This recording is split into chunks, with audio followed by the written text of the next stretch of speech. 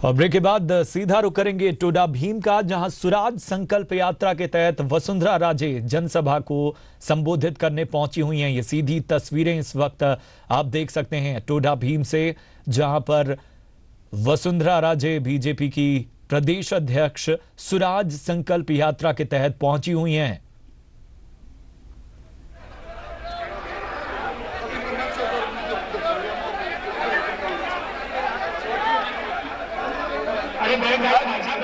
आज कांग्रेस के कुशासन से दुखी होकर के प्रमुख लोग आज बीजेपी का ज्वाइन कर रहे हैं। मैडम के सामने मैं सर्वप्रथम आमंत्रित करता हूं श्री राजेंद्र जी मीणा, जो टोडा भीम के पूर्व चेयरमैन है। मैं उनको आमंत्रित करता हूं आकर के मैडम का स्वागत करें और बीजेपी को ज्वाइन करें। साथ में वीडी मीणा, जो पीएचडी के पूर्व मुख्य अभियंता है, मैं उनको आमंत्रित करता हूं कि आकर के बीजेपी ज्वाइन करें। और साथ में श्री विश्राम जी बैरवा, जो पहले इंजीनियरिंग कॉलेज कोटा से हैं और पहले जिला परिषद के भी सदस्य हैं करौली के, उनको आमंत्रित करता हूँ। श्री कन्हैयालाल जी बैरवा, श्री मुकेश जी मीणा, आमंत्रित करता हूँ आकर के आप मैडम से आशीर्वाद लें और बीजेपी को ज्वाइन करें।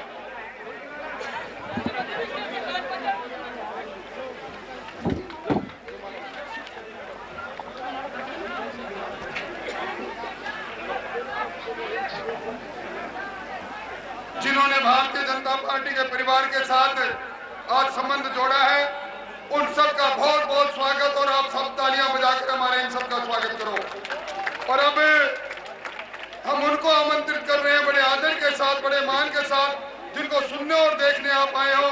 आदरणीय वसुंधरा जी से निवेदन करूंगा कि वो आए और इस विराट सभा को संबोधित करें और आप ताली बजाकर स्वागत कीजिए।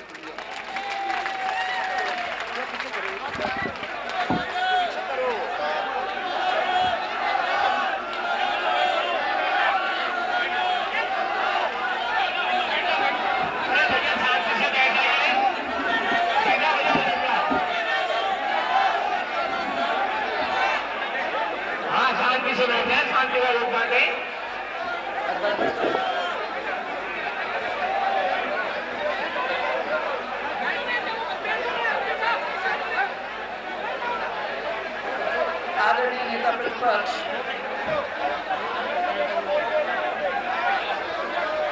गुलाब जी, भारतीय जनता पार्टी के राष्ट्रीय सचिव भूपेंद्र जी, पूर्व केंद्रीय मंत्री कैलाश भाई साहब,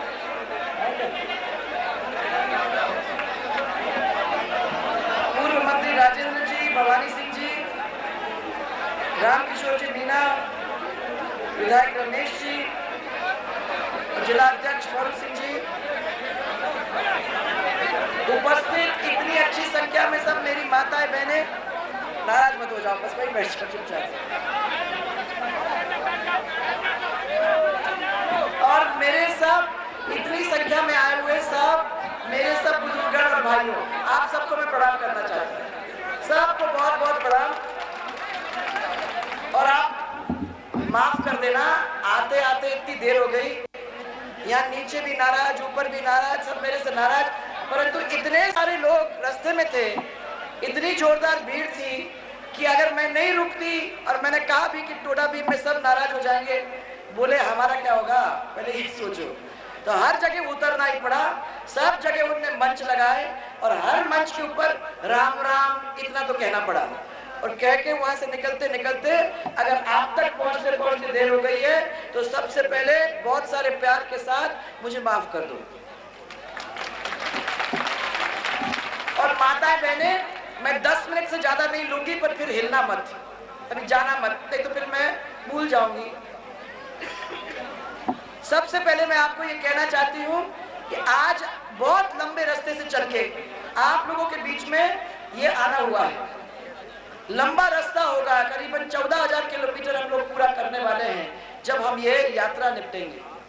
जगह जगह पे मेरे को बहुत सारे लोग मिले, कोई बोला राम सिंह की जय हो, कोई बोला श्याम सिंह की जय हो, कोई बोला गोपाल सिंह की जय हो। मैंने कहा भैया किसी की जय हो नहीं है, ये हमारे क्षेत्र की जय हो है। और मैं सबसे पहले हम लोग सब मिलके ये देखने आए हैं कि जनता की वाकई में स्थिति क्या है।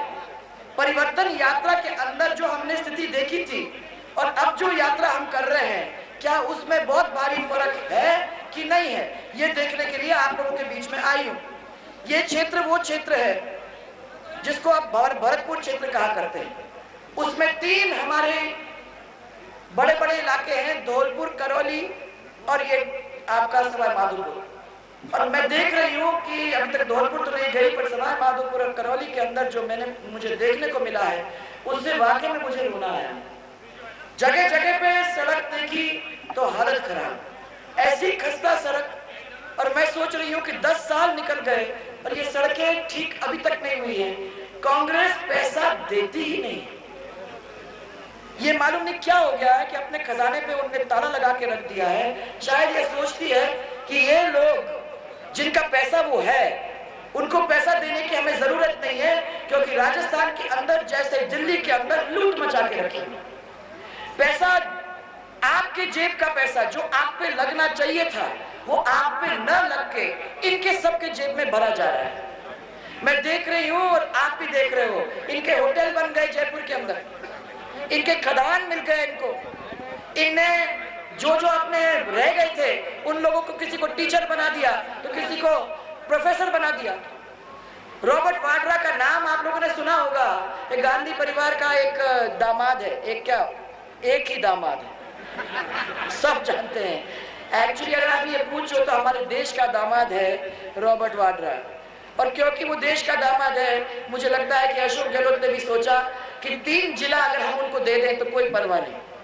तो राजस्थान के बीकानेर, जैसलमेर और बाड़मेर जिला की जमीन जो भी है वो सब पूरी रॉबर्ट वाड्रा को दे दी गई। इतना सारा जमीन लेके उस जमीन को बिका के और वो पैसा अपने जेब के अंदर रखने का काम किया है। वहाँ किसानों की लाइन लगी हुई है, वो लोग सब कह रहे हैं कि भैया हम लोगों को 2 बीघा जमीन कोई दे दे, 5 बीघा जमीन दे दे तो हम अपना जीवन यापन कर सकें। परंतु उनके लिए जमीन नहीं है, जवाई साहब के लिए जमीन भरपूर है। और अभी तो वो 3 ही डिस्ट्रिक्ट दिए हैं, वो जहाँ जाना था वो वहाँ नहीं पहुंचा है। आपके टोडा भी नादौती के अंदर पानी आना था, वहाँ नहीं आया है। और पैसा छोड़ने के बावजूद नहीं आया है तो मुझे बहुत बुरा इसका लगता है, क्योंकि मैं समझती हूँ कि 200 करोड़ रुपए, शायद 235 करोड़ की स्कीम थी और उसके लिए मैंने पैसे अलग से जोड़ के रखे थे और ये विश्वास किया था कि अगर वो आ जाएगा तो वहां के लोगों को की प्यास बुझ जाएगी। सबसे पहले जब मैंने अपने आंखों से देखा था वो ये इलाका था जिसने कहा मुझे कि हम पानी से तड़प रहे हैं। शहर के अंदर भी, आपके शहर के अंदर भी पेयजल की सप्लाई की व्यवस्था पूरी तरह से बदहाल हो गई। पाइपलाइनों से लीकेज की वजह से पूरा गंदा पानी आता है। तो ये शहर वाले बैठे हुए हैं, कुछ तो शहर वाले बताएंगे मुझे, गंदा पानी आता है क्या? पूरे उसमें से लीकेज है, उस पाइप को ठीक नहीं किया है और उस पाइप के अंदर से लीकेज और गंदा पानी आप लोगों के बीच में आ रहा है। अब देखो, वो सर्वे वाला मेरे साथ होता, मैंने उसको ये कहा तुम मेरे साथ आओ तो सही, तब तुमको मालूम पड़ जाएगी कि गांव वाले कितने गुस्सा हैं।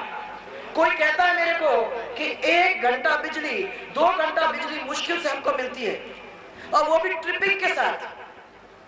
ऐसे किसी की जिंदगी कैसे निकलेगी और किसान किस तरीके से आगे जाएगा? आज हमारा इस क्षेत्र का किसान सब पूरे आत्महत्या करने के ऊपर निर्भर हो गया है, क्योंकि उसको ना पानी मिलता है, ना वो बीज मिलता है, ना खाद मिलता है और ना सही समय के ऊपर बिजली मिलती है। और जो बिजली मिलती है वो इतनी वाहियात मिलती है कि उस बिजली से यही समझो कि आ ही नहीं। ये तो किसान की स्थिति है और इसीलिए मैं कहती हूँ मेरे साथ चलो तो मेरे को देखने को मिलेगा। जनता के आंखों में आंख डाल के पूछो, तब वो बताएंगे कि इस पानी के अंदर हम किस तरीके से जी रहे हैं। हमें ना पानी है, ना बिजली है, ना रास्ता। और रास्तों को देख लो, मैं बड़े रास्ते से अब चल रही हूँ, खंडार, सवाई माधोपुर से करौली, करौली से श्री महावीर जी से यहाँ तक जगह जगह पे आप देखोगे कहीं तो कुछ रोड ठीक है, पर ज्यादातर आपका रोड बहुत ही वाहियात है। और माताओं बहनों ने मेरे को चला के ये कहा कि आप तो इस सड़क की बात कर रहे हो, जरा गांव में आकर देख तो जाओ कि गांव की हालत क्या है। टोडा भीम के तो मैं नहीं कह सकती हूँ कि अंदर क्या है, मुझे विश्वास होगा कि अंदर की सड़कें बहुत ही बदहाल होंगी, परंतु माता और बहनों ने गांव गांव में मेरे को ये कहा, कीचड़, गंदगी और अंदर सड़क नहीं, आप इनका कुछ करिए। ये मेरे को लिखा के गई। यहाँ आपके रूपा कॉलोनी, माली बस्ती, एससी बस्ती और बस स्टैंड क्षेत्र के अंदर पूरी तरह से वहां भी पाइपलाइनें नहीं है और दूर से वहां पानी लाना पड़ता है। क्या ये सही है? बिजली की ट्रिपिंग की समस्या, कई बार 5-5 घंटे बिजली नहीं आती, 3 फेज बिजली 2 या 3 घंटे के अंदर आती है, और जब आपका वो ट्रांसफार्मर जल जाता है तो उसके लिए भी कभी 2 महीने, कभी 2.5 महीने लग जाते हैं, और वो उससे भी ज्यादा। अरे मैं आ रही हूँ उस पे, अभी तो महीने की बात कर रही हूँ, उसके बाद पैसा, वो तो बिना उसके तो सवाल ही नहीं उठता है जी। आ रहे हैं, वहीं आ रहे हैं, अभी रुको मेरे को 2 मिनट दे दो, मैं उसको पूरा कवर कर लूंगी। आपसे मैं ये पता करना चाह रही हूँ, सब लोग जो बैठे हुए हैं, कि ऊपर जयपुर में मैंने सुना कि बड़ी सस्ती बिजली का प्रोग्राम निकला हुआ है, तो सस्ती दवाई का प्रोग्राम निकला हुआ है। आप सबको सस्ती दवाई मिल रही है और आपको मुफ्त जांच हो रही है। आप मेरे हर बात पे हाथ ऐसा कर देते हो, क्या होगा? तो आपको फ्री नहीं मिल रही और आपको सस्ती भी नहीं मिल रही। अरे 2 दिन के बाद पहले तो ऐसी दवाई लिख के देते हैं, फिर आप जाओ लाइन में खड़े रहो, 3-3, 4-4 घंटे लाइन में खड़े रहने के बाद फिर पर्ची मिले, बड़ी मुश्किल से 2 दिन की दवाई फिर मिल जाती है। माने लोग इतने त्रस्त हैं, परंतु डॉक्टर ही नहीं है, तो फिर कोई लिख के देगा भी आप लोगों को कैसे? है कोई डॉक्टर यहाँ? सही डॉक्टर है क्या अस्पताल में? मेरे पास जो खबर है वो आपके अस्पताल के अंदर आधे तो पद खाली हैं, विशेषज्ञ डॉक्टर की कमी है, महिला चिकित्सक न होने की वजह से बहुत ज्यादा परेशानी महिलाओं को है। सही है ना? और मैं ये पूछना चाहती हूँ कि जब है ही नहीं तो सस्ती दवाई या फ्री जांच ये तो होना ही नहीं। फिर उसके बाद मैं पूछना चाहती हूँ, माताएं बहनें पूरी तरह से असुरक्षित हैं। आज सड़क पे कोई महिला सुरक्षित चल नहीं सकती। राजस्थान की ये स्थिति हो गई है, वो राजस्थान जिसका इतिहास में इतना बड़ा नाम था, राजस्थान की वो स्थिति हो गई है कि लोग मजाक करते हैं। अगर चेन सबसे ज्यादा कहाँ खींचती है, वो जयपुर में। अगर महिला की उत्पीड़न कहाँ सबसे ज्यादा होती है, तीसरे नंबर पे है पूरे देश के अंदर, वो राजस्थान में। कहाँ एसटी और एससी की सबसे ज्यादा उत्पीड़न होता है, बताओ? तीसरे नंबर पे राजस्थान में। तो आप समझ लो कि राजस्थान कलंकित हो गया है इन सब चीजों से और इस सरकार की वजह से।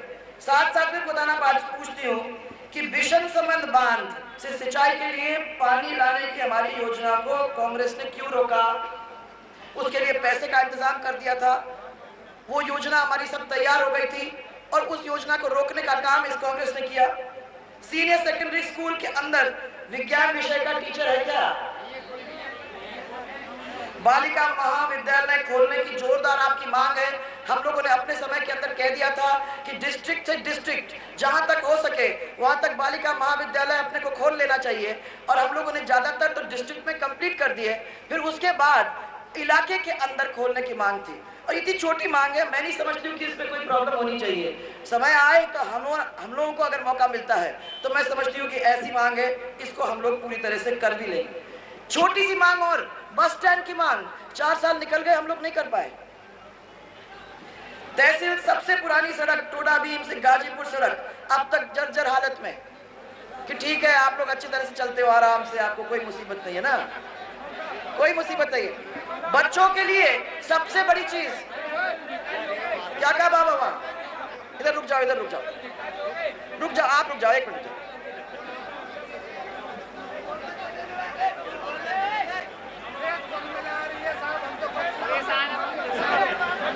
बच्चों के लिए बाबा, मैं तो ये कह रही हूँ, बच्चों के लिए हमने अपने सरकार के टाइम में ये तय कर दिया कि ये निठल्ले ऐसे नहीं बैठे रहे, ये पढ़ लिख रहे हैं, तो 2 साल के लिए जब तक उनको नौकरी नहीं मिल जाती तो माँ बाप के ऊपर बोझ नहीं बने, और इसलिए बोझ नहीं बने तो उनको एक बेरोजगारी का भत्ता दिया जाए और 2 साल के अंदर उनको नौकरी मिल जानी चाहिए।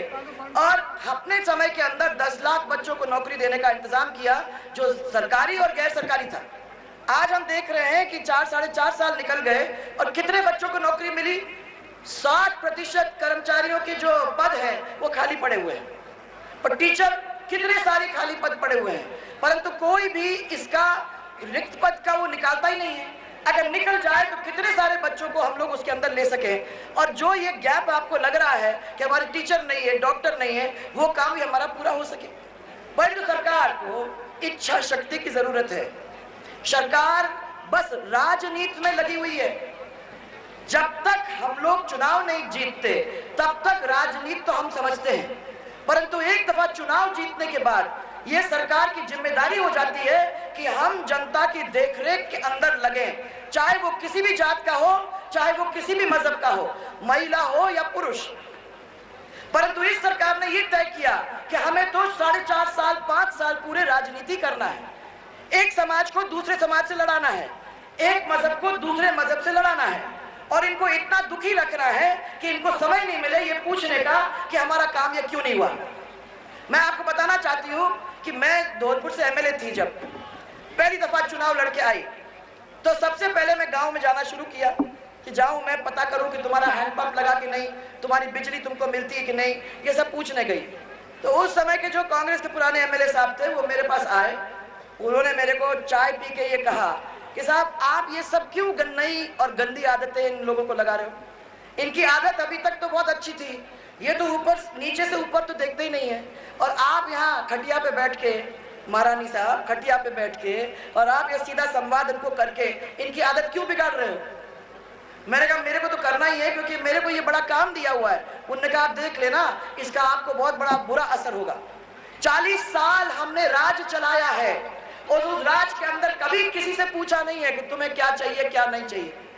हमने इनको इतना दुखी रखा कि इन्होंने कभी उठ के पूछा तक नहीं कि यह हैंडपंप क्यों नहीं लगा या हमारा बच्चा क्यों स्कूल नहीं जा रहा है। आप मानोगे नहीं, स्कूल नहीं थे, बिजली नहीं लगी थी गांव के अंदर, और पीने का पानी नहीं था, और फिर भी 40 साल से जीतते चले आ रहे थे। राज क्या था? राज ये था कि लड़े, सब एक दूसरे से लड़े। और हमारा कहना यह है कि जब पूरे के पूरे सब जाति एक साथ हो जाती है, सब मजहब एक साथ हो जाती है, जब प्यार से सब लोग बन जाते हैं तो सबका काम हो जाता है, कोई उसको रोक नहीं सकता है। ये मैं आपको बताने आई हूं। झगड़ा नहीं करें अगर सब लोग साथ हो जाएं, क्योंकि अगर पानी है तो सबको पीने को मिलेगा, अगर रास्ता है तो सबको चलने को मिलेगा, परंतु झगड़ा है तो वो रास्ता नहीं बनेगा। और क्या कहा कांग्रेस वालों ने? लड़ा दो इसको उससे, और बोलो साहब रास्ता चाहिए क्या, तो वो बोलेगा नहीं वहां से निकालो, वो बोलेगा नहीं वो तो वहीं से निकलेगा। इन दोनों के बीच में झगड़ा है, और क्योंकि झगड़ा है वहां रास्ता ही नहीं बनेगा। कितना आसान काम हो गया, पैसा भी खर्च नहीं करना, आप लोगों को पूछने की भी जरूरत नहीं है, लोगों को गरीब रखने का आराम है। अब भाइयों ऐसा ही रहना है कि हम लोगों को आगे चलना है। साथ में लगा हुआ मध्य प्रदेश आगे चल पड़ा। 10 साल मिले वहां के मुख्यमंत्री को, और उन्होंने देश के मानचित्र में लाके मध्य प्रदेश को रख दिया।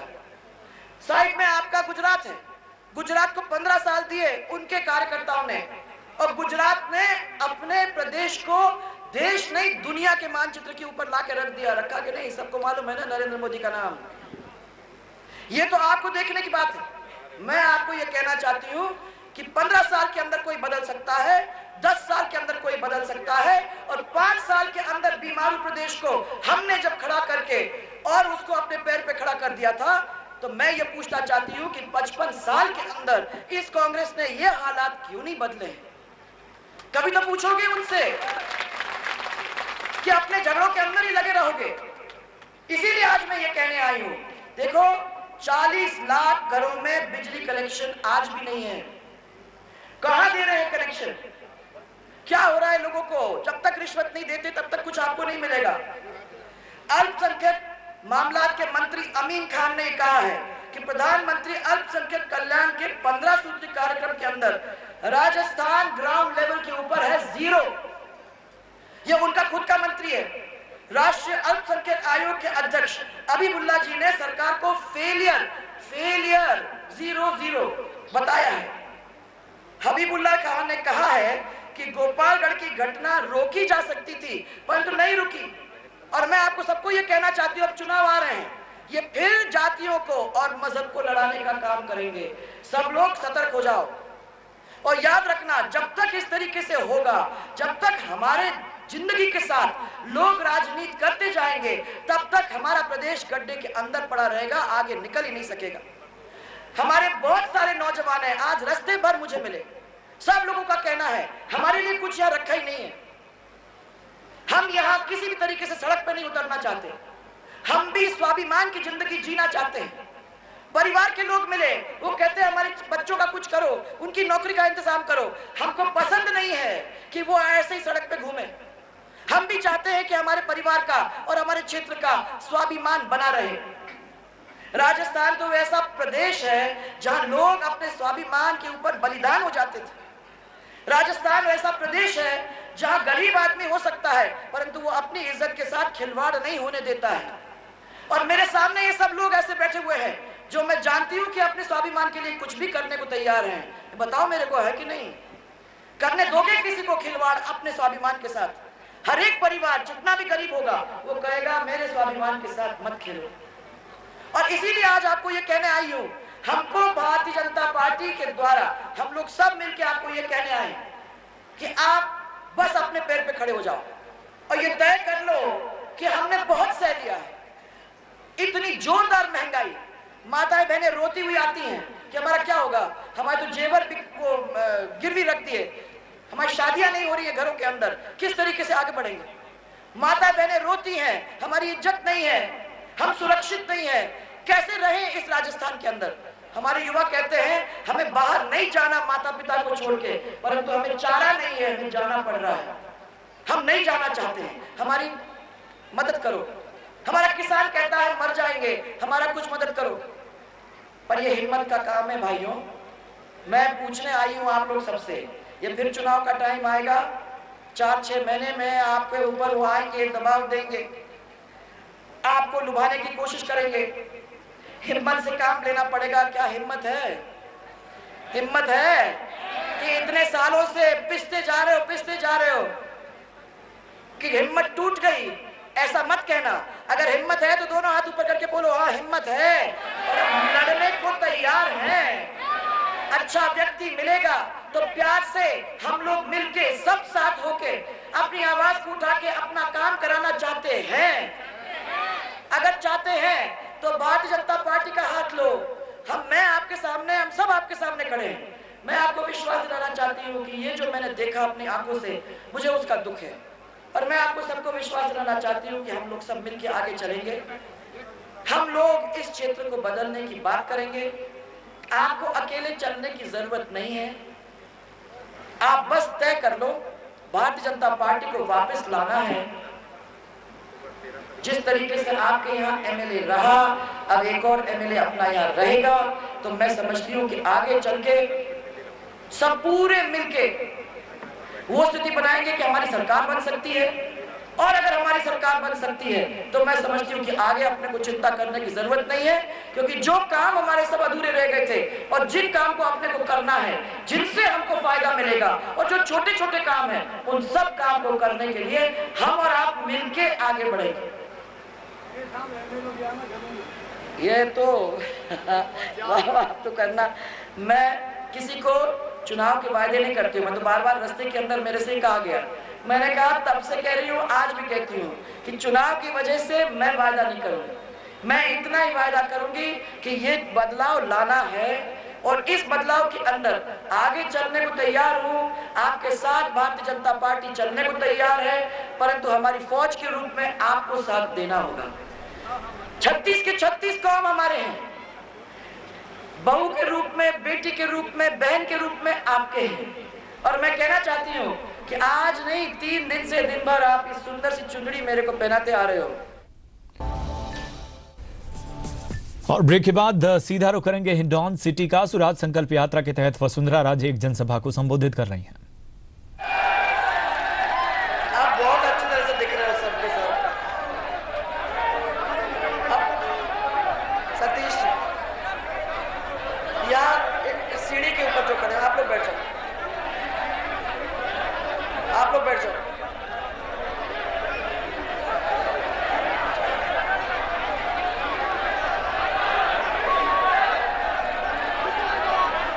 पुलिस वाले प्लीज बैठ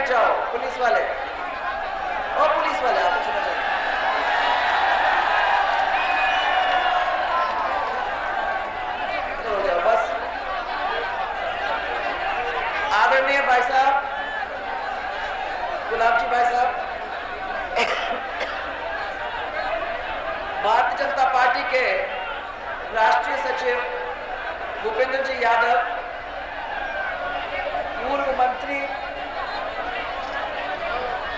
श्री कैलाश जी मेघवाल और श्री राजेंद्र जी राठौर, पूर्व केंद्रीय मंत्री श्री सुभाष जी महरिया, विधायक श्री ओम जी बिरला, श्री भवानी सिंह जी राजावत, हाउसिंग बोर्ड के पूर्व चेयरमैन श्री अजय पाल सिंह जी, अल्पसंख्यक मोर्चा के प्रदेश अध्यक्ष अमीन पठान और जिला अध्यक्ष मोरू सिंह जी जादौन। मेरे यहाँ बैठी हुई सब माताएं बहनें, सबसे पहले तो आपको प्रणाम करना चाहूंगी। कलश के साथ साथ आपने जिस तरीके से और जिस प्यार से मेरा स्वागत और सब लोगों का स्वागत किया, उसके लिए मैं आपको आभार प्रदर्शित करना चाहूंगी। सबको बहुत बहुत धन्यवाद। इसके साथ साथ तो इस तरफ भाई बुजुर्ग लोग सब बैठे हुए हैं, उनको मैं सबको धन्यवाद देना चाहूंगी, क्योंकि इस शहर से अंदर आते ही और यहाँ तक जिस तरीके से आप लोगों ने जोरदार प्यार के साथ हमारा सबका स्वागत किया है, उसके लिए भी मैं आप सबकी भी बहुत ही आभारी हूँ, बहुत ही आभारी हूँ। जिस तरीके से एक जश्न का आपने माहौल बनाया है, अभी तो शुरुआत है, अभी शुरुआत है। आपने जश्न का माहौल आज बनाया है, परंतु ये जश्न का माहौल 6 महीने तक चलना है। आप लोग सबको मैं कहना चाहती हूँ, अरे आप लोग पुलिस वाले लोग बैठ जाओ ना यहाँ।